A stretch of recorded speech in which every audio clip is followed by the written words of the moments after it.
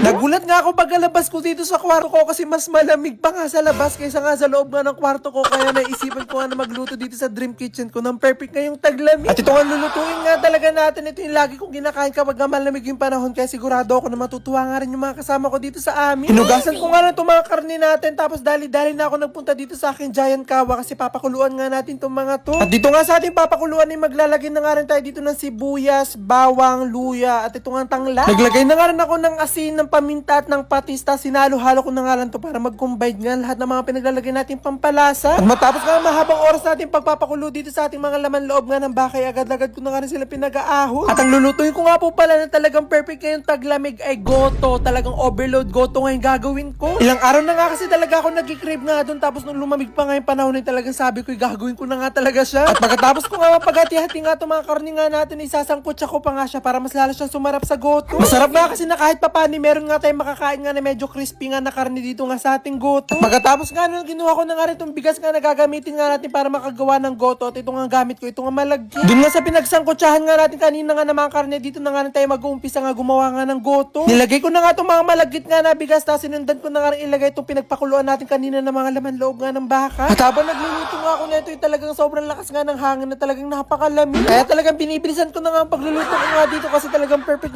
nga ito ngayong malamig ang panahon. At maya nga lang tinaluto na nga itong goto nga natin at hindi pa nga ito goto overload kasi hindi pa natin nailalagay itong mga marami nating sahog. At talagang tuwan-tuwa nga yung mga kasama ko. Talagang excited na excited kasi mas marami pa nga doon yung sahog isa nga dito sa goto. Pag nga daw kasi kumakain nga sila ng goto, talagang isang tuwalya nga lang doon ng baka nakakain nga nila. Pero ngayon talaga sobrang dami nito. Kaya nung naluto na nga itong overload goto nga na niluto ko, hindi na nga ako nagpatumpik-tumpik pa at agad-agad na nga ako kumuha para nga talaga makakain na ako nito. At kahit nga napakarami niya na nga sahog, talaga nilagyan ko nga siya ng napakaraming nga toppings para mas lalo nga talagang sumarap. At pagkatapos ko nga pumalagyan nga ng napakaraming toppings nga, agad-agad ko na nga rin ito kakainin habang napakalakas nga ng hangin. At sobra nga talaga ako nag-enjoy nga sa pagkain nga neto, kaya pagkatapos ko kumain ay naligo na nga rin ako. At dahil sinamahan nyo na nga ako sa pagluluto, kaya samahan nyo naman nga ako ngayon kasi mag-i-skincare nga ako bago ako matulog. Marami nga rin kasi nagtatanong kung paano nga daw ako nag-i-skincare, kaya ito malalaman nyo na. Pag naliligo nga ako, doon na nga rin ako naghihilamos at nag-i-cleanse nga ng mukha ko. Tapos after nga nun, naglalagay nga ako ng toner. Pagkatapos ko nga malagay nga yun, ito na yung huli kong nilalagay sa skincare ko. Naglalagay na nga lang ako ng moisturizer. At sa mga magtatanong nga po, ito pong gamit ko itong 5x Ceramide Barrier Moisture Gel nga ng Skin Tipic yung ginagamit ko po. Napakarami nga kasing benefits nga dito at isa na nga yun yung pagre-repair nga at pagpoprotekta nga sa ating skin barrier. Meron nga rin siyang deep hydration na nagbibigay ng 24 hours na nagpapanatili ng moisture habang kinokontrol niya yung mga oil sa mukha natin. Kaya saktong-sakto siya ngayong malamig na panahon kasi hindi magdadry yung balat mo. At isa rin talaga sa nagustuhan ko dito, talaga hindi siya malagkit, talagang napakagaan niya lang sa mukha. At after nga naiinom na nga lang po ako ng napakaraming tubig tapos okay na, talagang pwede na akong matulog. Amazing!